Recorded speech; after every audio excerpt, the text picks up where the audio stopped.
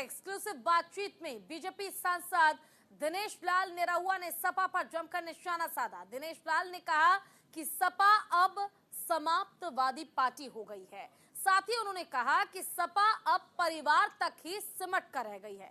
जरा सुनिए क्या कहा दिनेश लाल निरहुआ ने।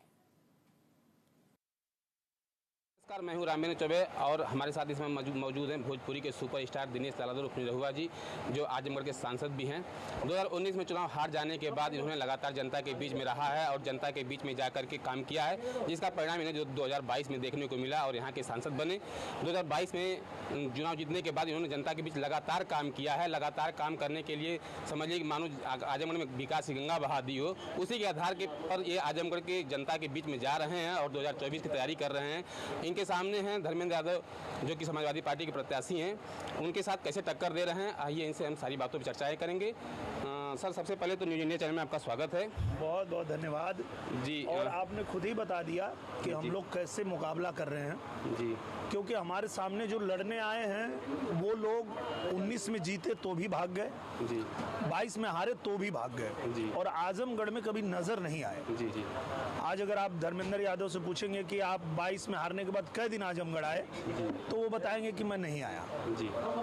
तो मुझे लगता है कि आजमगढ़ की जनता ने देखा है कि 1.5 साल जब उन्होंने भारतीय जनता पार्टी को मौका दिया तो कितना तेजी से यहाँ विकास हुआ है। यहाँ नई रेलवे लाइन बन रही है, यहाँ नया रेलवे स्टेशन बन रहा है, यहाँ अंतर्राष्ट्रीय हवाई अड्डा बन रहा है, यहाँ 1386 करोड़ रुपए अभी अभी आ गए हैं। जो रिंग रोड बन रहा है वो भी हम लोग लेके आए हैं।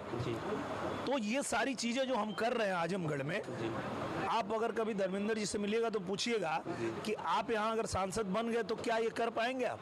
बिल्कुल। क्या रिंग रोड बना पाएंगे आप?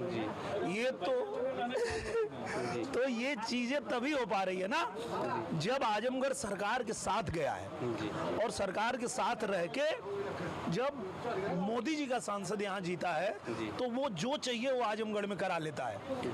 तो यही जनता ने देखा है, और जनता फिर से एक बार, जब तीसरी बार पूरा देश प्रधानमंत्री बनाने जा रहा है नरेंद्र मोदी जी को, तो आजमगढ़ की जनता भी कमल खिला रही है। सर, धर्मेंद्र यादव जी अपने बयान में हमेशा कहते रहते हैं कि निरहु जी जो है हमेशा स्क्रिप्ट बोलते हैं, जो लिखा हुआ स्क्रिप्ट मिलता है उनको वही बोलते हैं। इस पर क्या कहेंगे आप? मैं ये मानता हूँ कि हम लोगों के पास 2047 तक की स्क्रिप्ट रेडी है जी।